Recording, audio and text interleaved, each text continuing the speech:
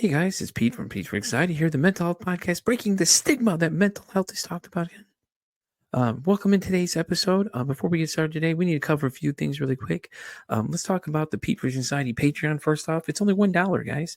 $1. What does $1 get you? $1 gets you into the exclusive episodes I am recording currently. I'm actually focusing on certain different diagnoses of things to show you guys what it actually looks like as it manifests in a person. So why not for $1, judges? Yeah, they said $1. I just checked with them too. See, they said it was okay. It was $1 anyways. Let's also talk about the Oracle Talk Radio Networks app. In case you can't be here live listening to me, watching this video, supporting the show, you can listen to it on the radio app. Why not? It connects us live to our 365 radio. Just go to your app stores and download the Oracle Talk Radio Network. You'll see the big old Oracle Talk Radio Network app logo right on there. Download it and it'll connect you to me, 10 a.m. Central Standard Time, 3 p.m. Central Standard Time, to Pete for Anxiety when I'm live doing my thing right here, informing the world and raising mental health awareness. So where are you going to be? 10 a.m. Of course. Come on. We just talked about this. Pay attention for once. Damn. Do y'all know how to listen? And as always, guys, like, follow, and share the YouTube channel. If you guys like what you're seeing, leave some comments, man. We want to know. I want to know if you like what you're on. You want to be on the show? Let me know. Hit me up at PeteVersusAnxietyPod@gmail.com. And as always, guys, enjoy the show. And by the way, did I mention to like, share, and subscribe to the YouTube channel as well? Yeah, okay. I just want to make sure because some of y'all are hard of hearing in the back, may have to yell loud or get a megaphone or something. But, anyways, let's get today's show started. Y'all have a great one. Enjoy. Hello and welcome into another exciting episode of Pete vs. Anxiety, the mental health podcast, breaking the stigma that mental health is talked about. My guest today is a certified somatic training, trauma-informed coach, a relationships expert, and a fellow podcaster. She hosts the podcast You Have the Power, The Road to Recovery from Trauma and Narcissistic Abuse, the one, the only, Darla Ridilla. How are you doing today? I'm good. How are you doing, Pete? I'm Doing- really glad you brought me on. Thank you. I'm so glad you're here. So why don't you give me a little bit a background of yourself, and then we'll get into an interesting conversation today. Yes. So I just to start out, I came from a very dysfunctional home. So I didn't have a really good relationship with my father. And so not only did I have a narrative inside of me that I didn't deserve love, there was also a comfort zone of dysfunctional relationships. And so as an adult, that played out. I always were attracting emotionally unavailable men, including 3 narcissists. And 2013, I almost took my life, came within a hair's breadth. But that was actually the beginning for me, because when I made the decision to surrender to my circumstances, that's when the universe kind of just brought everything into my life and people came into my life and I started my healing journey. So almost a year ago now, I quit my job to be a coach specifically for trauma and narcissistic abuse, which is what I do specialize in still. I got a certification in somatics and trauma informed coaching. If we can talk about that more if you want to later. And then I've been kind of morphing a little bit as I've been dating differently this past year. I realized that I'm really more about self-love. Yeah. While that heals the narcissism, we have to have a good relationship with ourselves in order to have good relationships with others. Yeah, it's funny you say that, narcissist, because we talked about this off air a little bit. My ex was a big narcissist. And I think dating afterward, and you could attest this, it's just tough because you don't know what to trust at that point. After 3 of them, for you especially, it had to be hard. Yeah. I mean, I have to say the second one, I really beat myself up because one of the things I was attending a support group at the time, and she told me, don't beat yourself up. They're really good at what they do. They're really good. And it's hard to spot them sometimes in the beginning. And I started to notice a pattern, which now I pay attention to, is when they come on strong, they seem to love bomb, give you lots of gifts or attention. My hackles go up now, where before I got sucked in, Right. Yeah. Yeah, I know exactly that. And there was somebody when I was in between there that was just like that. She'd give you a lot of gifts. And then all of a sudden, when you didn't do something or say something they didn't like, they just started getting real angry and started getting nasty with you. And then they were nice again to you. And it was like, oh yeah, I had my senses already kicked up on that one because I was like, oh no, we're not doing all that. No. And my ex now, we had kids with, so now it's very interesting now because now you have to try and co-parent with this person, and that's tougher than anything because everything you do is weaponized against you. Like, she'd always say, "Oh, I wouldn't do this or I won't do that," and then when the kids decide to move in with her, it's like now they don't want to talk to me because she's basically told them that I'm the devil, basically, like Bobby Boucher's mom used to tell him, "Girls are the devil," kind of thing like that. She's telling them that I am, and I'm just sitting here like, okay, well, eventually they're gonna figure out what the real reality of this is. I'm just gonna sit back here and just kind of play it out as best I can. It's a rough ride, but it's a ride. Yeah, absolutely, and that's exactly what I would say to someone, who would come with me. I'm fortunate. I had no children with any of them. The daughter that I do have was with a man that was not a narcissist, thank God. But I have come across women that are experiencing what you are, that the narcissist will turn the children against them. And what I observed in one of my support groups is that the mother just continued to be the best mother she could, love Hmm. those kids, took the higher road and let them figure it out because they do hopefully eventually on their own. I mean, maybe not all of them, but I think the majority of them do. Yeah, yeah. The thing she did was just like, "Oh, I'm gonna buy all these expensive gifts for you, this and that, da, da, da, da," all these things, and I'm just like, mm-hmm. I'm just sitting back like I just didn't do that because I was just like I didn't have the money to do it because I'm raising three kids on my own. She had left in the beginning of it when we first split up. She left for 6 months, and it's like it's great that they tend to forget that part because she's filled their head with so much nonsense after that.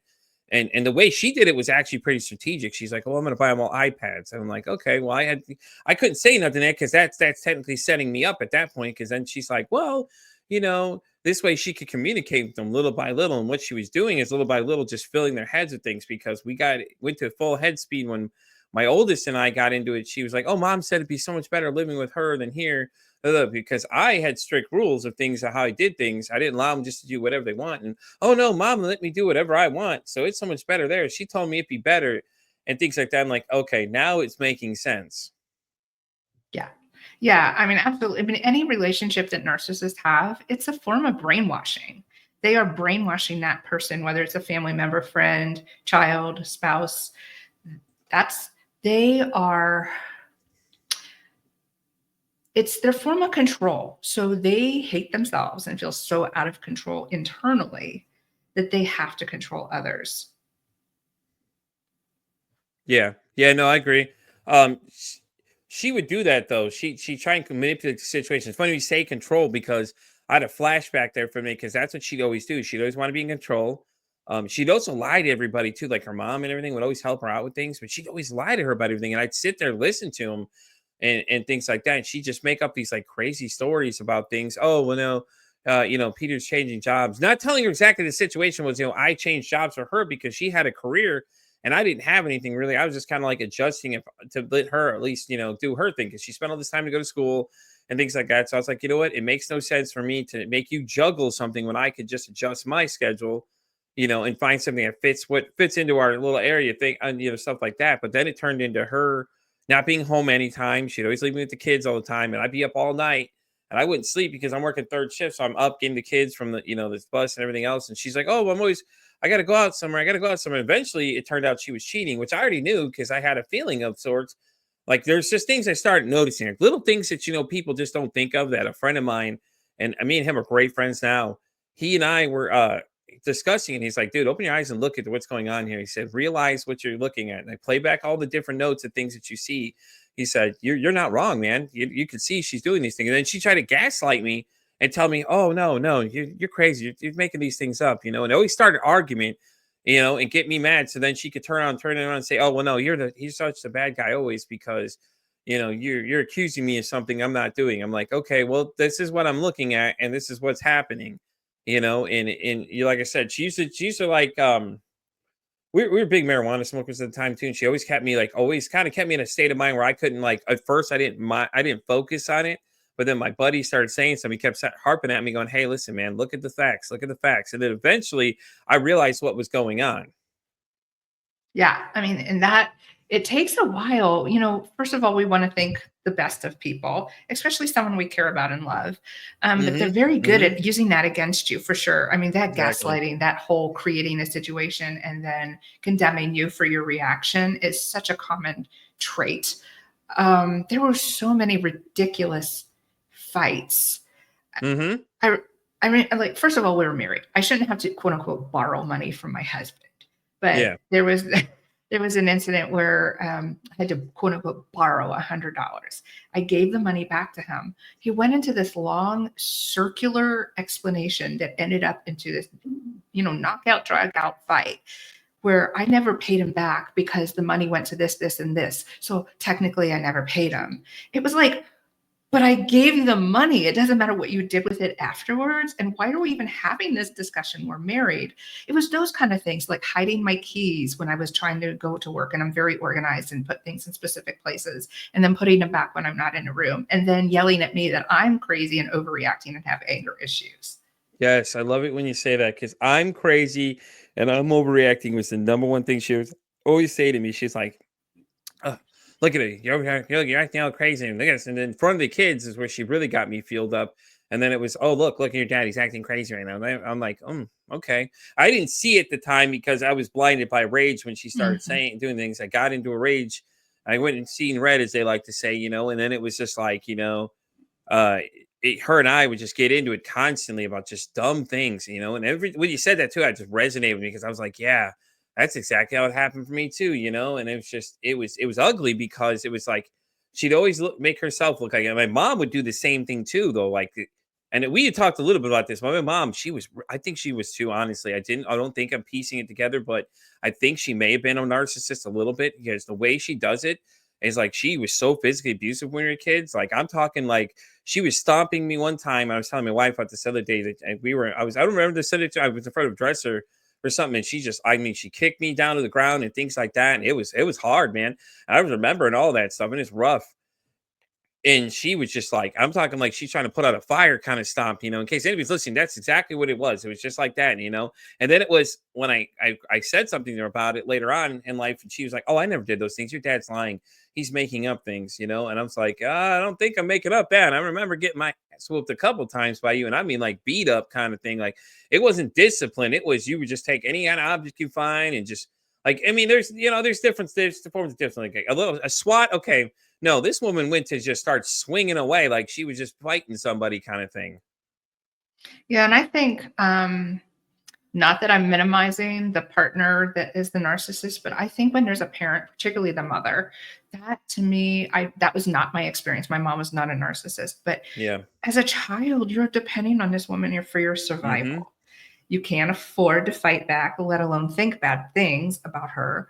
And the psychological damage that that does. I've worked with women that are in middle age, 60s, that are just starting to stand up to their narcissistic parents for the first time, and the guilt that they feel because they've been trained not to do so. The other thing too that came to mind was when she denied it. They live in this delusional world. I think sometimes they believe their lies. Yeah. Yeah. I had an ex who had beautiful blue eyes, and his driver's license said they were hazel. And when I questioned him, like, "What is that? What is that? And why is your driver's license say hazel?" "Oh, because I have hazel eyes." I mean, he was so delusional that he kept insisting. I'm like, whatever. Okay. But that's a minor example, but they Yeah. create it. Yeah. Yeah. Yeah. She would just like, she'd make up things and say, oh, well, she would make me feel like I'm the one crazy. Oh no, you didn't do that. I never did that. No, I never did that. And she was always a big drinker too. Like, she drink a lot too, Mhm. and like things like that. And she'd do like Baileys and stuff in her coffee. I know a lot of people don't think of it as a real big thing, but it's every day she's doing this. And it's like, yeah, it's a little too consistent from that, and things like that. And then she actually abandoned me when I was 10. That's a real thing. I think that's to the point where I was just done with her after that point. And I stopped talking to her for a little bit later on in life when I had my first daughter. She and I just didn't talk for a long time. And we don't really talk much now as it is, because I just like, every time I talk to her, I get that sense in the back of my neck, my hair starts standing up. It's like I get real nervous and anxious on the phone with her. And it's like, I know if I were to try to talk to her about it, I'd be the one that's crazy again. And I'm just like, I don't like it when I feel like that. And that's a real trigger for me, is when people start to make me feel like that, or I feel like it's a situation like that. I'll start getting real tense and start getting real defensive and start really angry, because I start having those flashbacks in my head of, like, my ex and then my mom. and when she abandoned me when I was 10, I didn't realize how much damage it did, and you don't think about it. You just know it happens. She left me there. I was alone for an hour waiting for my dad to come home to come get me, even though she knew he wasn't there. And then all of a sudden, then she wanted me to come back home because she found out that, hey, well, I'm not going to get child support from him. So now I need to, go ahead and start piling it on and try and get him to come back. And I was like, no. And at that point, I was just like, I was done. So, I was like, I don't have time for this, and I'm not going to stand for it anymore. And I think that's why I took my stance right there, is when I was so young, and ever since then, I've always been standoffish. Like everybody else is like, oh no, you should call mom. You should call mom. No, mom can pick up the phone and call me. This phone works 2 ways. Like I can call her all day, but if she don't call me, then I don't know what to tell her. I'm not gonna try and bridge this relationship right now. Yeah, totally. And we're talking about this, that sometimes with family members, we have to make some tough decisions that people aren't going to agree with. Mm-hmm. And I am a firm believer that family members do not get passes. If it's a dysfunctional relationship, I'm not saying everyone should be cut off, because that is a really personal, painful decision, and it comes with a lot of consequences. Yeah. Um, but when dealing with them is interfering with our peace and they're not willing to do something about it, sometimes we have to protect our peace. Yeah. And regardless, it drives me crazy, to be really honest, when people do that. Oh, you should call your mom, that guilt trip thing. I Mm-hmm. just want to shake them. Like, really? Were you in my home? Did you see what she did when my dad grabbed me by the neck Mm-hmm. and he did other things and she stayed out of the room on purpose? Were you there? Yeah, Because exactly. yeah. Yeah, I agree with you on that one. It was a lot of, people are trying to tell me, oh, you need to call her. And my brother and my other sister, he's not my brother. They lived with her for the longest time, all the way through high school and everything like that. I did decide not to go back. I decided to take my own path, and I've been on my own ever since. And I like I said, I call her now, but like when you get that phone call, man, it's like that heightened sense just kicks up, man. Like all of a sudden, my anxiety will start kicking up because I'm afraid what she's going to say next on the phone to me. And it's always an awkward conversation. I think she knows it too. And then she's always telling everybody, oh, well, I want to have a relationship with your brother. Yeah, well, why don't we talk about what happened first, because like now all these things I deal with now, and all these problems I'm having now are all coming from that issue, that. And then, the other narcissistic, my ex too, as well. So I deal with her on a constant basis. But now I'm learning with her, and I'm starting to see the reality of the nonsense she's pulling, because like me and her had a conversation the other day, and I just kept kind of giving her one word answers, and she's just getting so ramped up. And normally I would respond. So credit to my wife, who told me, she's like, you got to think about how you're approaching this thing. She's like, you got to, be smart about how you do it, because without her, she actually thinks it's my wife that's texting her. She's like, well, tell your wife to stop texting me. I'm like, and we laugh about it. So I told her about that one time. I was like, stop texting her. Say, listen, stop texting her. What's wrong with you? And all I'm asking is just questions directly to her about things like, hey, how the kids doing and things like that. And I found recently they've moved back to the Chicagoland area with her mom and everything, which I'm like, I'm all for it. Like, I'm not against them doing what's best for the kids at the end of the day, if and things like that. I had no problem with that. I made sure to state that, but it's always with her. It's like she's trying to pick at you, and she's trying to get me to trigger and say something that's going to give her something ammunition to use against me, because she got mad when I kept giving the one word answers and just kept slamming the keys. You just see the lines of dialogue just popping in. I'm just laughing at myself like, God, did I really respond to all this? Because normally before that would be my first reaction. It's just let's start see who can do the keyboard faster and type it faster and things like that. And I just, now that I look at it, I look like a fool when I did it originally. Now it's just like you notice these things, and the more that you don't give into it, the madder they start getting and everything else. And then it's, oh, I'm going to send you these letters, and the kids don't want to talk to you. It's her new thing now. Oh, I'm going to send you letters. Where'd you like the email to be? And I'm like, I'm not going to respond. It's like, because you already know what my email is. It hasn't changed. I've had the same email address for God knows how many years. And it's all little things that she pokes at and tries to come at you with, all that kind of stuff. Yeah, there's actually a term for what you're doing. It's called gray rocking. And it's the perfect technique, because they do feed off of whether they get positive or negative energy or responses from you. It's called supply, and they're feeding off of that. And when I once had someone describe it as act like you're at the DMV. You work at the DMV, and That's awesome. and that's That's right. awesome. And it drives them crazy. It's Hmm. actually in some ways, Like, I remember when I went no contact with my ex and I stopped responding to his text, and he would always like, and it was true, I would like bombard him with texts and phone calls because he would ignore Mm-hmm. them. And that anxiety kicked in. Like, deep down, I knew he was cheating, but I didn't know it consciously at the time. But anyway, when Yeah. I stopped responding and he sent me like 5 texts in an hour, they ramp up because they can't stand it. But what it is you have taken your power back and they have lost that power. So that's why they get so upset. Right. And it's as soon as you said that too, it's like, yeah, that's exactly what it was. It was like, let's get into the texting world so you can say more faster. And it's just ramping up. And then, and now I'm learning with text messages, as I had to learn this year, I had to learn, with text messages, when you send them, don't expect them to come back right away. Cause I had a real bad habit of doing things like that. And it was just like, if somebody didn't answer right away, I'd start blowing up their phone or start calling them, acting like they didn't hear the answers or whatever. So now I'm learning how to just like once you send that message, understand that message ain't coming back as fast as you want it to be unless the other person's already waiting for your text or something else like that. So it's something I learned, and I'm learning as I go, because now when I send them, my anxiety would start kicking up. Like I'm like, oh shit, what are they doing? What are they doing? What are they doing? And they could be doing nothing at the time. They're literally doing something else, and like, oh, I'm busy doing something else. They to tell you that, but it doesn't matter, because anxiety, as we know, just starts filling up that mind, starts going, man. My brain starts kicking up, starts going up hyperdrive, and starts thinking things, and starts, inventing new stories in my head.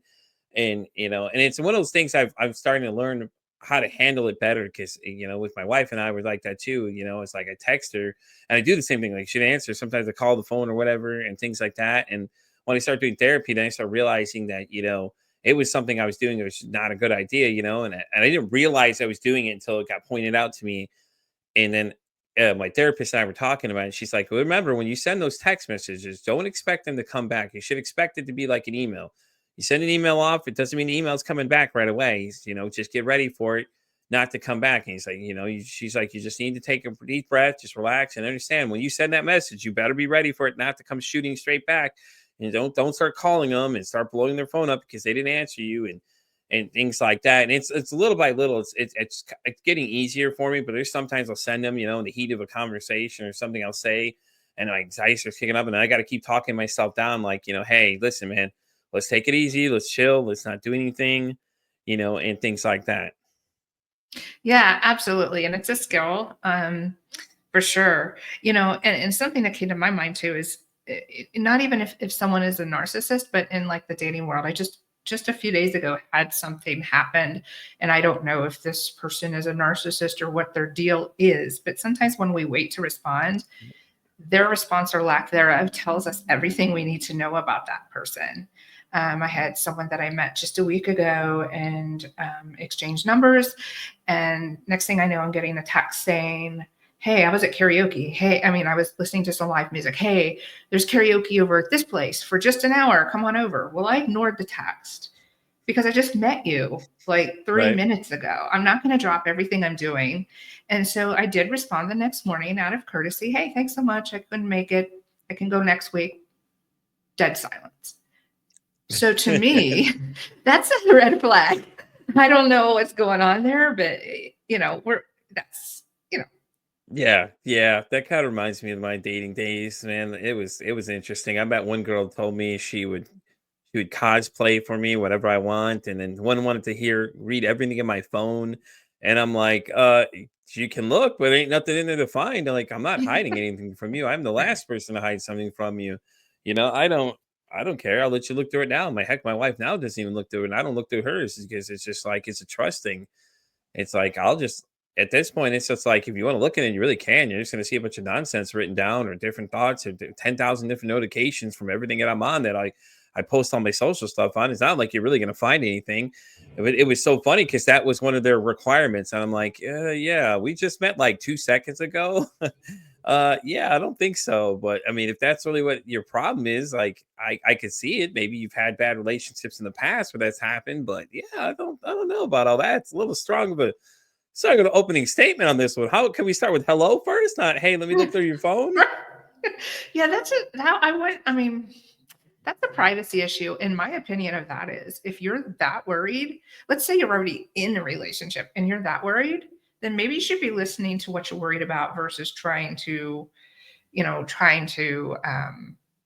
figure out if that person is doing it or not. I mean, and if your fear is that at that level at the beginning, you've got some inner work that you need to be doing before you're out in the dating world, because Yeah. how can you Yeah. build trust? How can you build trust if you're saying at the beginning, I'm going to Hmm. be spying on you?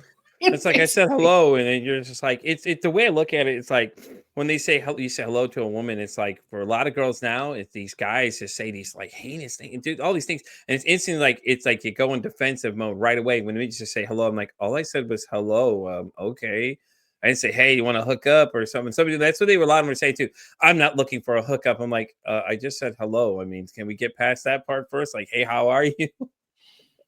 Let's exchange Yeah. names first. Like, hey, I'm Pete. Let's get past that point first. And it was just like, yeah, okay, sure, why not? It's just I wanted to point this comment out real fast. One of the fellow recent guests, Wanda, that was on, she says everything she's saying is resonates, by the way, which it Oh, does. I thank mean, you. and like we were discussing too, it did kind of. I was listening to actually your podcast, which is what it's how you have the power, right? And I know it has You have it, the power. there you go. Yeah, if you guys haven't listened to it yet, go and check it out. It was great. I was listening to the latest episode, I believe it was, but it was like a lot of it was resonating with the two you guys were talking about. So my question to you is how did you start the podcast? Was it just something one day you're like, man, you know what? I'm talking about this kind of stuff. Maybe there's other people out there feel the same way I do. It fell into my lap, totally. I started in August. So interesting. I started my business just about a year ago, and I was attending a free training. And the lady said, "Oh, you should be a guest on podcast. It's a great Mm-hmm. way to share what you do." And I was like, "What are you talking about? I've never done that. I don't know how to do that." Right. And it kind of morphed from that. So within a few weeks of doing some guest appearances, I realized I love this. I think I'm Yeah. just going to start my own. And in August, I did. And I just started bringing on guests a few weeks ago. I did a bunch of solo episodes just to get my feet wet. I love it. I found it really healing personally, because I'm Yeah. still healing, always will be. Talking about it, like the episode I think you're referring to is when I went no contact with my sister and talked about Yeah, toxic yeah, family that was the one I dynamics. listened to. Yeah, it was really good. I was listening to in the background, I was working on some stuff last time. I was looking up, some research information, things like that, and I was like, man, she's got a podcast? Okay, let me go check it out. And I'll start listening because that was the same way. I had a podcast at first. I started last year. It was an interesting experience. Started as a solo project, just something fun to do. And I started learning a lot of stuff. And then I brought in a co-host, which that became a complete disaster project afterwards because she was the type of person to start saying these like outrageous things. And my wife got mad at one episode. We had a conversation. Something got said, and my wife didn't tell me what it was that made her mad, but then she did. I was like, "Why didn't you tell me sooner?" Like nobody liked her either. Like this was a funny part. Like after this whole thing went down, I changed subjects and decided to take a break and switch subject. Everybody started coming like, "Well, I didn't like her anyways." Well, thanks for telling me now, guys. I appreciate Right. it. And it was just like she'd say the most outrageous things, inappropriate, like wanted to like ramp up the conversation, especially when it came to politics. She's like, "Oh, we should record an episode, have people come in and just start responding." Well, how about let's not do that? Let's not do that at all. And my wife said the same thing. She's like, "Yeah, we're not doing that. We are absolutely not doing that." And I was like, "Yeah, you heard her. She said no go. The boss said no go, so it's a no go." And I started this one in August actually. So the timeline was like I started in August as an idea. I put it out there and I put a couple of ads on Facebook, and that's eventually how we linked up was Facebook. And Mhm. I had met a guy like a week or so afterwards that was part of the Oracle Talk Radio Network, which we're on right now. Tom, he had reached out to me because he had seen it. He said, "Hey, listen, I'm starting this new podcast network. Would you be interested in doing this?" And at first, I didn't think it was a real email. I'm like, okay, this guy can't be serious. So I set up the meeting with him, and I found out he was real serious. He was like, "Hey, man, what do you think about doing a weekly show on the network? What time slot works best for you?" And then he's like, "Let me figure out, everything, all the details from there." And then lo and behold, this thing shot off. Like I was already out to the end of the year, but within like the next month or so, I was almost halfway to the end of the year. So then I decided to try add a second time slot, and just in case, somebody were to cancel, not a big deal, because it was outside of my normal time spot because Oracle said I could do it. So shoots the end of the year. I'm like, damn, I must have something here because this is resonating, with a lot of people. And then um, come to November, I discovered they have calendars for these things. I was like, oh, great, because I'm over here trying to do this all myself and trying to schedule it all on my own. Well, now I got a calendar that can does it for me. All right, cool. So that shot off to somewhere in the middle of May, and this is just Monday, mind you. This is just Mondays. I didn't open any of the other days up until the beginning of this year. And if you watch from the beginning to where I'm now, you'll see a transformation of things. I start having a lot of self-discovery as I go. And everybody I meet is I'm learning new things as I go along the way. And it's been really great because this has strictly been just guest on. I don't think I've really done any solos episodes because I did that at first, but I was like, this is more, let's have a conversation about something that not a lot of people are talking about. Like, you have people that touch on it and things like that, but where like that's great. All of them are like doctors or anything. But where's the average Joe conversation opinion that comes to this? It's great. We have all these people that know all this stuff, have this great information. But it's like it's great to interview different people like yourself because I get to meet different people and learn different things from everybody. And then different people that come on the show, they actually come and share their stories too. I've had a couple so far. Actually, Wanda's one of them, and another girl. They had the most viewers during the time the episode was being recorded. They had like 10 active viewers the whole time, and I just kept signaling the numbers, and you could just see Wanda like at first was a little hesitant, and then they warm up and they go, and you just watch her open up, man, and just start. We just had a great time. It was a great time though. She's a fellow podcaster too. She isn't really.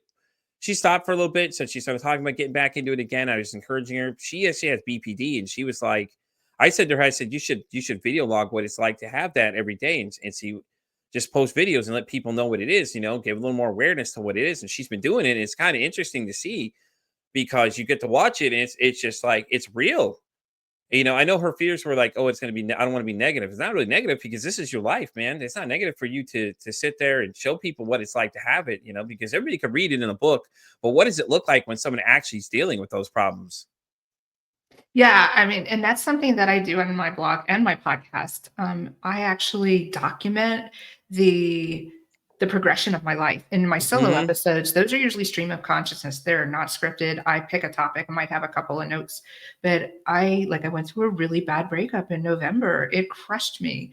Yeah. But at the same time, that is exactly what I needed to do because like we were talking, I just moved to Durango and I had talked with this gentleman about us moving here together. I know I wouldn't be here now if I was still with that man.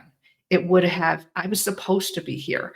And I have setbacks. I have complex PTSD. So I have good days and I have bad days. But I like to talk about that because healing, I don't want to be some kind of guru. Like Hmm. healing isn't perfect.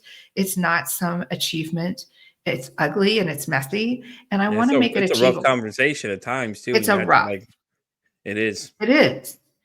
It is. And it's not easy. And I want it to look real for people because I don't want them to be discouraged and not do anything.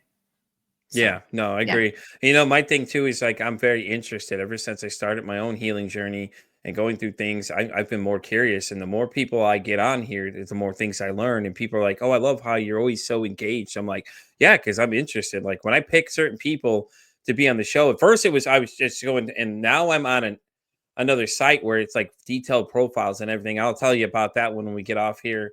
But it's called Podmatch, and I got details on all the stuff for it. But it's like they have these like detailed guest profiles, and I'm going through. It's like you're like a kid at a toy store, man. You're looking through all these things. You're like, oh, these are so exciting, and the thrill is like you get to pitch them, or they can pitch you basically. So, I go on there, put my podcast profile on there, things like that. When people say they're like, oh, I listened to one of your episodes, I just like it still shocks me because I'm like, wow, people are listening to this. Heck, I even found out my own brother listens to this, and I was shocked. And I thought he was listening to it. I'm like, me and him don't talk as much, because he's always busy and I'm always doing my own thing. And we've never really had a real close relationship, but we still kind of talk here and there.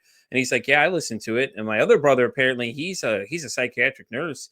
He listens to it too. And my sister-in-law, I'm like, wow, y'all are listening to this? Okay, well, like I guess I'm doing something right here because somebody's listening to this.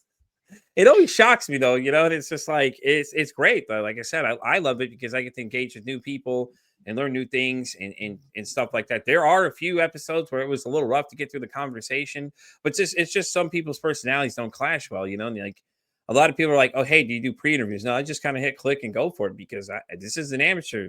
Like this isn't professional. Yeah, I'm getting there. I'm working on stuff. I've upgraded my background in case anybody has seen any of the other episodes. You can clearly see now I have a actual background back there. Thank you to one of my sponsors that they sent it to me.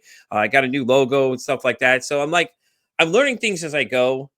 And it's the fun thing. I think it's the fun thing about it. So I'm learning stuff about myself. I'm learning stuff about the podcasting world. You know, I'm learning about interviewing guests and things like that. And the guests I'm picking and bringing on, I'm having great conversations. Like I said, I was telling you about the Betsy one. Her and I got into a conversation about negative self talk, and it was just like we got in this engaging conversation. And I don't think if we would have stopped, I think we probably would have still been going for like at least 3 hours long. It was just her and I going back and forth about it because she had so much information, you know. And there was another guy I met too. He does a lot of work with PTSD with military and first responders. And Sam's like, I call myself a lunkhead or something. I forget what he called himself. Basically, calling himself a meathead. I'm like, Sam, you might know far by the stats alone that you've laid down. There's no way in hell you can call yourself that, man. You are just really informed on your topic. You know exactly what you're talking about and things like that. And that's the great thing is that I'm not an expert, but I'm learning stuff as I go. And it's great because I always recall a lot of the conversations I have.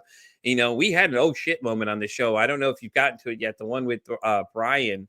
Him and I were talking. He was talking about suicide ideation right on the show, man. He was literally live talking about this. And I was like, oh God, here we go. 30 minutes in, he's like, Pete, I got to tell you something. And he just starts talking about it. And you know, hats off to Brian because he was just talking about, oh, I had the in my hand and I was ready to go. And right before we recorded, he's like, that morning, I was just like, oh God, this guy is going to say something. And it was an interesting moment because like I'm panicking on the inside as Brian's talking about this. But at the same time, it's the realism of the fact that he's talking about this and people can understand is that Brian's got a lot going for him. But that doesn't mean he doesn't have problems in the backseat that people don't know about, and and what goes on, the thoughts that go through his head, and things like that too. So I think that was a great example. But the fact that he literally was talking about it live while we're live recording, and the world can hear this thing because I'm being heard in like 10 different countries at least. You know, people are listening to this all these places as far as Australia and things like that. And he's talking about this. I think it was shocking, but at the same time, I think it was such a real conversation needed to be had. No, 100%. And I think that there's a lot of those topics like suicidal ideation that should Hmm. be talked about more because I'm very familiar with that. I once, so not so much anymore. Now I did almost take my life in 2013, but I will say that most of my life, even my childhood and a lot into my adult life, suicidal ideation was kind of like an old best friend. Hmm. It was always in the back of my mind. Yeah. Um, yeah, it was a normal. I mean, it's not normal, but it was my normal. Yeah, no, I get what you're saying. Yeah. Yeah. I had another gentleman that came on end of the year, one of the last episodes I did for the last year. Alex had come on and Alex had mentioned the same thing. He's like it was his best friend basically because he said at least 6 times. I know he said at least 6 or maybe more, but he had thoughts of it, but he had a lot of people around him that were committing suicide around him. So he was like it wasn't what was fueling him, but he was like he was dealing with all these things. Alex has had like dreams of being an MLB player. He wanted to play in the Major League Baseball. He was getting scouted by the Toronto Blue Jays, which is one of the major league clubs over there in Toronto. He was in the school, he was lining up, he's doing everything, he was on his way, and then he would start talking about like, oh yeah, I've had like I attempted like 6 times, and he'd talk about it. And I guess a lot of people didn't know that. So when his episode aired, he said a lot of people reaching out to him going, oh man, I didn't even know, dude. And he's like, yeah, he's like, you would never even know. That's the thing. It's just like no matter how good you have it going, it's like that was his best friend almost. Like he had him and them were like a tag team partner. He was bouncing Mhm. back and forth, in between it. And I do agree. I think it's an interesting conversation. So I've assembled a panel of 6 people for this first one I'm going to do. And I have another previous guest, Dr. Kristen, said she wanted to be a part of it. So I'm trying to have as many of them. And the conversation is just that suicide in general is just talking about it because it's a rough conversation when that conversation comes down. A lot of people either don't know to take them serious or they don't know what to say next because when it happens, it's like fight or flight responses kick in and you just start freaking out because you're like, oh crap, is this person serious or not? Or you think they're kidding. Oh well, oh man, I just want to kill myself. And when you make those comments, a lot of people don't realize that sometimes they're hinting at something's wrong and they're trying to tell you Mhm. something's wrong. Am I not right with that? Yeah. Yeah, so it really is a cry for help. If you're telling people, that's the cry for help. It's when you're in the moment where you're gonna do it and you're not telling people, and I've been there. I've like there's nothing anyone can say in that moment. Now, for me, the realization goes back to our conversation earlier where Mm-hmm. um, my ex was telling everyone I was crazy. That's Mm-hmm. really the only thing that stopped me. I won't be here to defend myself.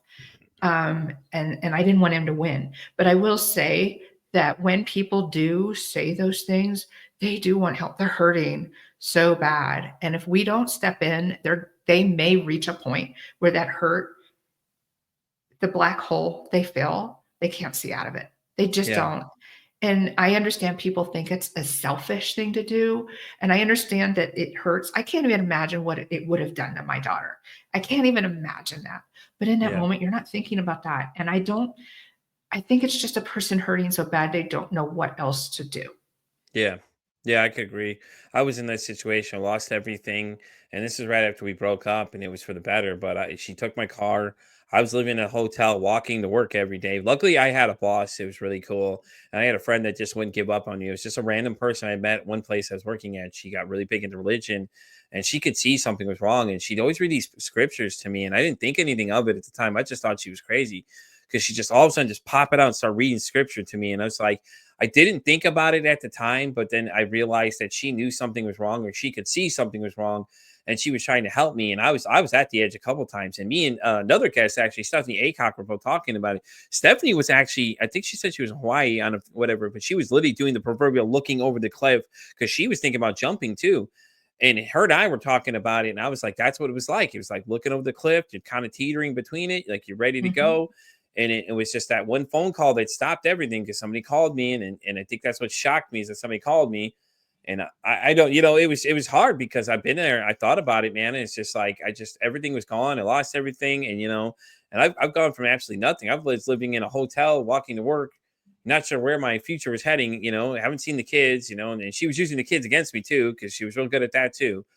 So and things like that, and then it was, and after that was that she kept dropping them off. So I'm like, I'm at work, and she's trying to drop them off, and it's like she's trying to get me fired. But my boss, she was like, she was understanding, and she had no problem with them being there, and it was like standing up for me, and things like that. And what scary thing was this girl is like 23, and I'm like in my 30s, and she's got so much knowledge, years beyond her own self. And I don't think she realized how much she helped, when it came to that, because she was trying to weaponize the kids by leaving him there, like, oh, if I leave him there, he's going to eventually get fired. Then he'll have to kind of do whatever I say. And then she started getting physically abusive too. I haven't ever told anybody that either. When I was in the car with her, she like offered to give me a ride somewhere to go get something, and then she'd get mad when I wouldn't give her money and started like hitting me and things like that too. And then I never responded because I started having flashbacks of my mom started hitting me and stuff like that.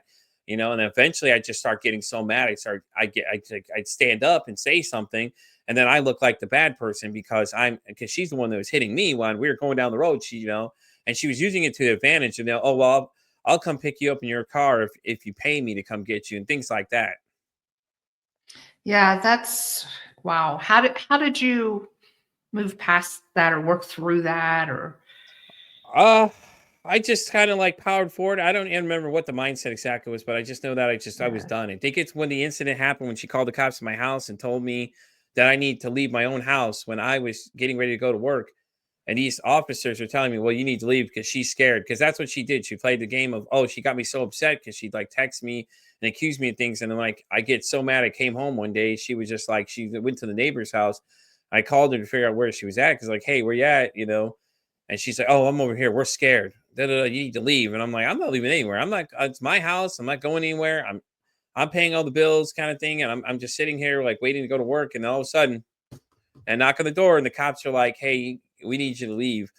And I was like, I think that's the moment when I said I'm just done with everything else. And Mhm. my parents had called me one day and asked me if I wanted to move to where I'm at in the area I'm now. It's just like, hey, when the kids come back to you for the summer, because we were going to stay for 4th of July, we're going up there to visit. Do you guys just want to stay and whatever, turn the tables on her? Because kids are already staying with me a lot as it was. They're always staying at me in this little cramped hotel room, and it was a lot of crime space and not a lot of things to do and things like that. And I was just like, yeah, and I decided to just go for it. I'm like, yeah, and I left the job I loved. I loved the job I was at. And it was just like, things like that were just starting to make sense for me again. And I was like, then I had to go reset again. And then I'm where I'm at now. We had moved out here, and even my dad, it was an interesting journey because my dad even said to me, he's like, I gotta be honest with you. It's like, I don't know how you're doing it. I don't know how you're taking care of 3 girls on your own, man. He's like, I could never do it, man. I'm proud that you're doing it though, but he's like, I couldn't do it. I don't know how you did it. I'm like, I don't either, man. I'm just figuring this thing as I go, man. I'm like, it was hard because I'm juggling 2 jobs, try to make sure the three of them are okay. And where we lived, we were only like 2 houses down from my parents, so they would come check in on them and things like that. So they were never unattended at any point. So and things like that. But it was hard. Like it was hard to just admit that it was over, you know. And when it was over for me because she kept trying to convince me to get back together with her and things like that. Because I don't know what she was doing. She'd never really tell you. You never know. You hear stories about her. She'd be out doing different things, and she had called the kids around Christmas that year that we had separated. And apparently, her brother-in-law told me she was high as a kite talking to the kids, and the kids always don't know what's going on. They can't tell, but he could tell, and he was like, "Yeah, she's messed up, man. I don't know what she's doing." I'm like, "I don't know. I don't even know where she's at." She was running around with this other individual, the guy she cheated on me with. So, and I was like, "I don't know. I don't know what she's been doing. No one knows where she's at because she disappeared for a 6 month time span." And then I got left trying to have to be the adult for the kids. And I think that's what it was. It's just, I had someone to take care of these kids, couldn't just abandon them because I felt like, I didn't want them to feel, like they're getting abandoned too, because that's what my mom did to me. So now I'm like, and I think that's what it all just came to pass is as soon as I did that one phone call, it was just like, hey, do you want to do this? And I think that's when I decided, like, hey, let's just go for it. Why not? At this point, I've lost everything. Like, what more can I lose? I'm basically living. I have basically 3 boxes to my name, and that's it. So I had to rebuild everything after that. So Yeah. Um, when relationships, whether it's just a relationship or a marriage ends with a narcissist, they often implode like that. Like you just get pushed over the edge one last time. And I will say that those relationships that end, I think those breakups are far worse than any hmm other breakup because it's a double loss because you're not just only losing a relationship, you're losing the dream. The hardest part for me is when I realized my ex-husband wasn't even real. Like it was real to me, yeah, but the whole 10 years I was with him was a facade. It was an act on his part. And I had to not only grieve my own dreams, but I had to grieve. It was almost like being in a coma and waking up and dreaming this relationship and waking up and realize, oh, that never happened. That was yeah, so hard to deal with. yeah. I bet it was. It's rough though, man. It's hard Mhm. for people that don't see it. I've had a couple friends that realized what was going on, and one of them, he almost literally went insane because he was trying to help me get out of it because he knew something was wrong, and he and I eventually almost got into it like a fist fight because all he was doing was trying to help me, and she was turning me against people and weaponizing me, and started telling me, filling my head with all these lies and things like that. So my own family members didn't really like her either, and they didn't like her from the beginning. My dad and her have gotten into it several times, and I think what was fueling us together was just like trying to stay together for the kids. And I didn't realize it at the time, but it was really what it was like. It's like, that whole thing where they say don't stay together for the kids Mhm. because we were trying to stay together, and and it's just like she was causing all these problems instead of me waking up to the reality of it. you know I just I just didn't realize it, and it caused so many fractures for me between people and I talked to one of them, one of my friends. He talked to the other one. He really doesn't want to say anything to me right now at all, so he's still on the outside looking in kind of thing. And I know I had a real close friend I had made when I was working down there. She and I were talking, and when this beginning started got interesting. Just to backpedal a little bit. She said that during she'd hang out with her, which is fine. That it's cool to have friends or whatever. She and her were got really close and were hanging out, and then she was like, "Hey, why don't you go home? You have your husband at home, and he's over there taking care of the kids and stuff like that." And she would always stay at her house long periods of time, didn't want to come home. And then eventually, what happened is my friend stopped talking to me. Didn't tell me this situation till later on. Is that at the baby shower they were planning? Because I remember they were planning a baby shower for the husband's sister. She was hitting on the husband during the whole thing, and I was like, "Oh, this is getting interesting now." And then one of her other friends afterwards had messaged me later on down the road and said, "Hey, listen, the reason we stopped talking was because I knew she was doing something wrong and I didn't agree with it. I told her that, hey, you either stop doing what you're doing because it's not right to him and just end it, or we're not going to be friends." Because I thought it was interesting that this girl that she was really close with, the two of them, and they worked together and things like that, all of a sudden just fell off because we were getting ready to go see their new house. And then all of a sudden, like, so hey, what's up with Jade in her new house? And she was like, well, I don't know. They stopped talking to me. Yeah, they stopped Mhm. talking to me. And it's like, now it makes sense of what happened. It's like, why don't you guys just come tell me what happened? And their stance was that they didn't want to be a part of it. I'm like, okay, I get that. I respect that. But you guys could at least came and said something to me. And it's like, hey, man, you need to open your eyes to what's going on here. There's something you need to, or at least say something to me and let me know. So But yeah, it was interesting to find out all these things later on. It started making sense that, because I when we ended it, I thought I was the crazy one because she always gaslight me. And I have this weird voice in the back of my head, and I've never told anybody this either, though. I've had this weird voice in the back of my head, and I let people know this, but I had a weird voice in the back of my head telling me I should just, end it all.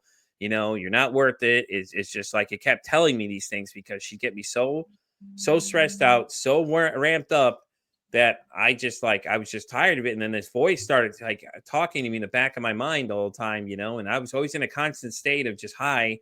So like I couldn't clearly think about things until my buddy started really kept harping me about it, and it was just like it was hard, man, because you got that voice telling you like, hey man, just go for it. You're not worth it.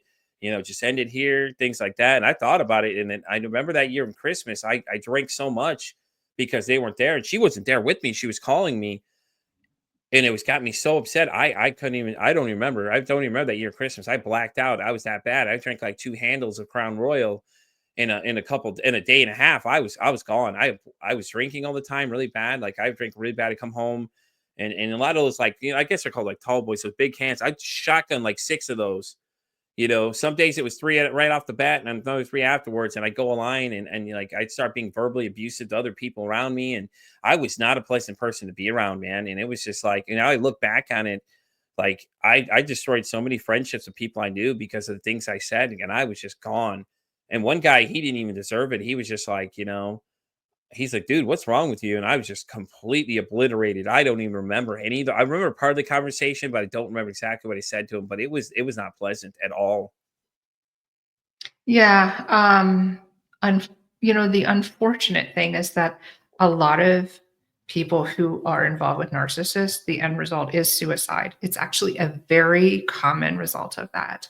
They get in our head. That voice often, I wonder if it's subconsciously them. Hmm. They erode our confidence, our belief in ourselves, if we even had any to begin with. They erode it so badly and they mess with us so much. There is a loss of reality on our sides as well. There's Yeah. Yeah. you so I look at pictures of myself in 2013 and that's I don't recognize that person.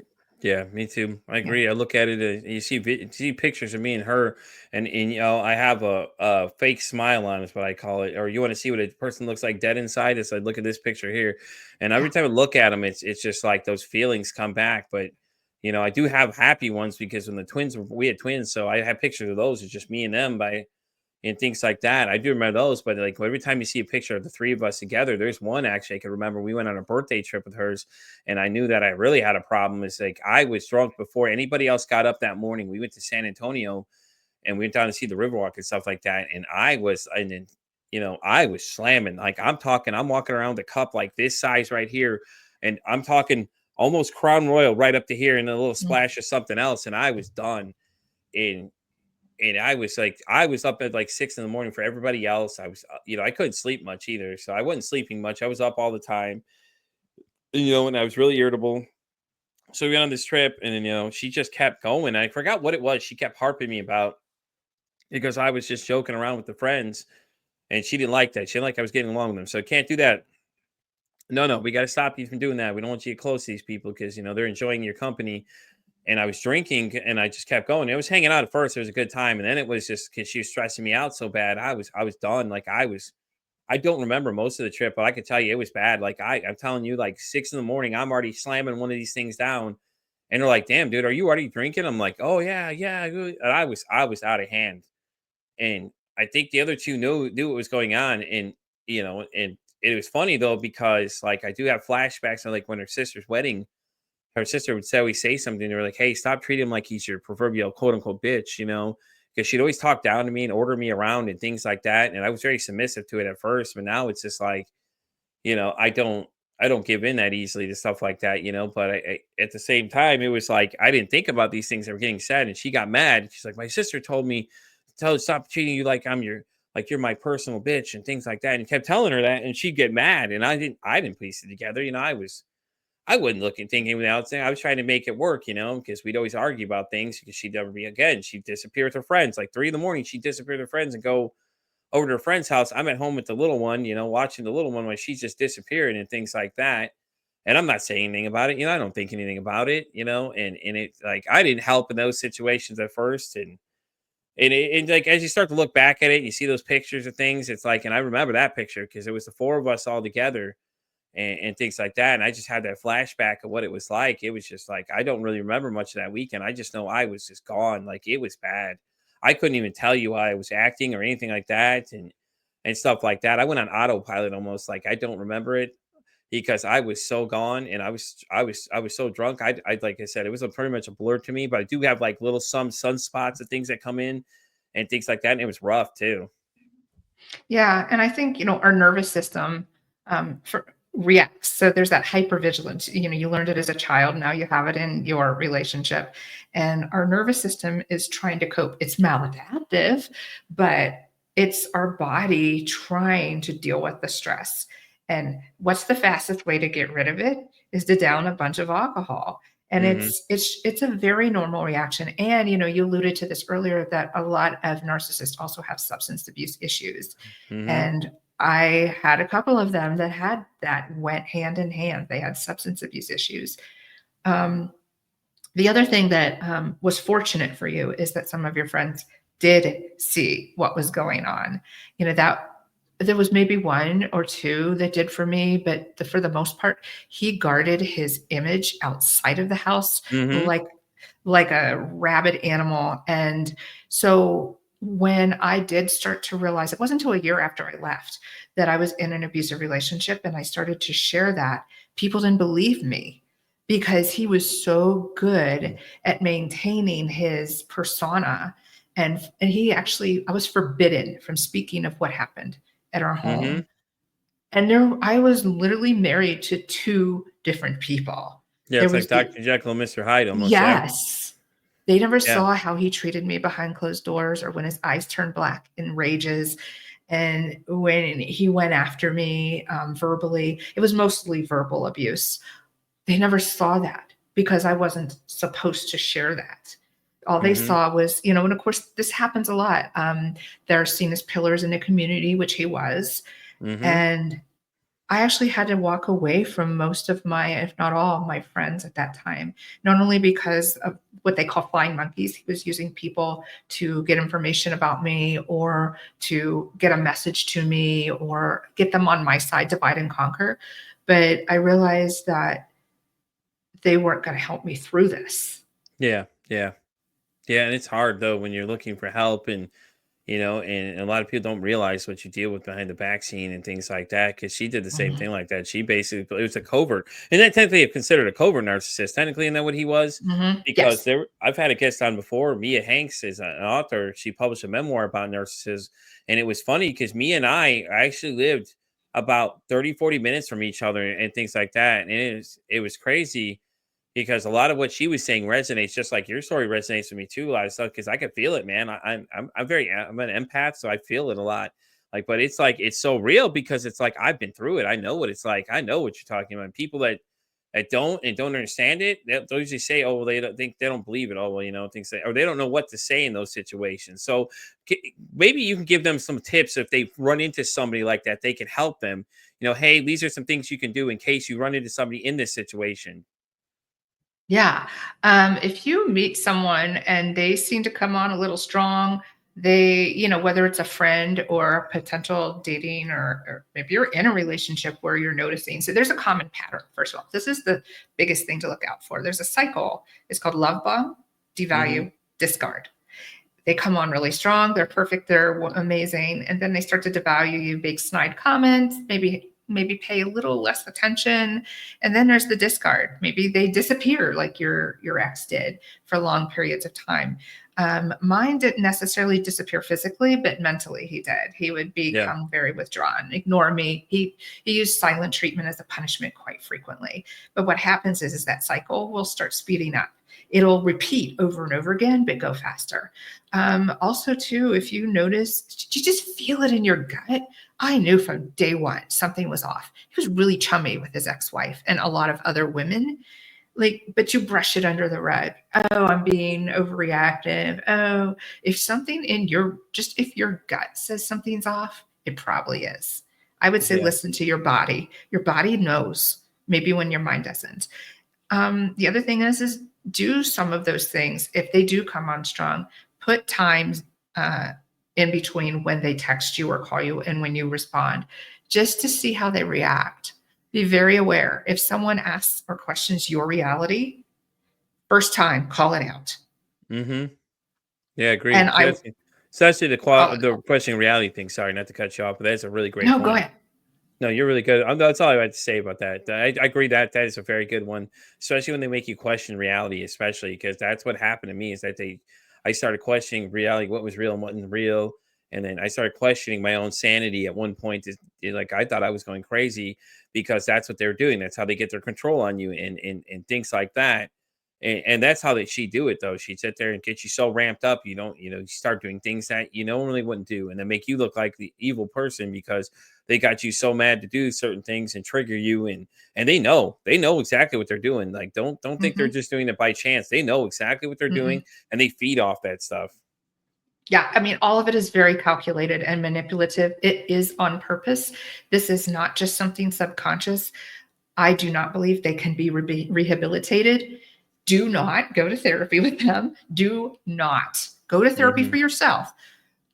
You may not want to tell them because that they whether they know or they go with you, they're going to use that against you. And the other thing is if you are in a relationship and you realize you're with a narcissist and you're going to leave, do not tell them. The highest number of murders happen in the first 7 days. And I had an incident with the last narcissist I was with. He did not show violent tendencies, but a month after I kicked him out, he broke into my apartment. I don't know what else is under that lid. So you have to be careful. You Hmm. just don't know really who they are because you never knew them in the first place. Yeah, yeah. Well, as we get ready to start wrapping up here, Darl, thanks so much for coming. I think this is a great conversation, and it was great to share a lot of that stuff with you because I feel like you and we can relate to that together. After like I said, and guys, check out her podcast definitely. If you want to go ahead and plug exactly where people can find you and things like that, plug your podcast, all that stuff. Let them know how often you drop new episodes. Go right ahead. Yeah. So the podcast is You Have the Power, The Road to Recovery from Trauma and Narcissistic Abuse. It's on all major, Apple, Spotify, Amazon Music. The best place to go is my website. That's where everything is. My social media links, my podcast. So highvaluewoman.info. And you can go there. I drop episodes every Monday morning, 5 a.m. Mountain. They release. And yeah, I mean, if you want to listen, I talk about a variety of Definitely things. listen. Hmm. Definitely listen. I tell you Yeah. guys right now, it was a great conversation. The one I listened Thank to you. last night about that, it was awesome. It just flowed between Mhm. Darla and the other person that was there, and it was great and things like that. So, and I don't know if you're taking any guests. I'd love to come on sometime and I talk some do. I more. am taking guests. Definitely. See, so see, there you go. Because I love doing Yeah. podcast spots and things like that. Cool. And I'll have everything in the description below in case any of you guys are listening to this somewhere else, Spotify, wherever else. I'll include everything inside the description for you guys, where to find her and everything like that. And once again, Darla, thanks so much for coming. This was a great conversation. I feel like, the minute I start looking at it, I start listening, I'm like, oh yeah, this is going to be interesting because I was excited because I'm like, hey, listen, it's time to talk about some things here. And it was great to unpack some of this stuff with somebody that can at least understand what I'm dealing with and things I go through and stuff like that. So I appreciate you very much for coming. Thank you. It was So, really great for me as well. well, Thank you. well, guys, I'm going to wrap up this episode of Pete's vs. Anxiety. You guys know where to find me. I'm pretty much on X all the way down to TikTok. I'm on everything from Spotify all the way down to iHeartRadio. And I would say it costs absolutely nothing to be kind to somebody. One kind act you could do could save someone's life, or hell, you can even make their day. I'm Pete vs. Anxiety signing off saying, hey, don't ask how your day is today. Ask how your mental health is today.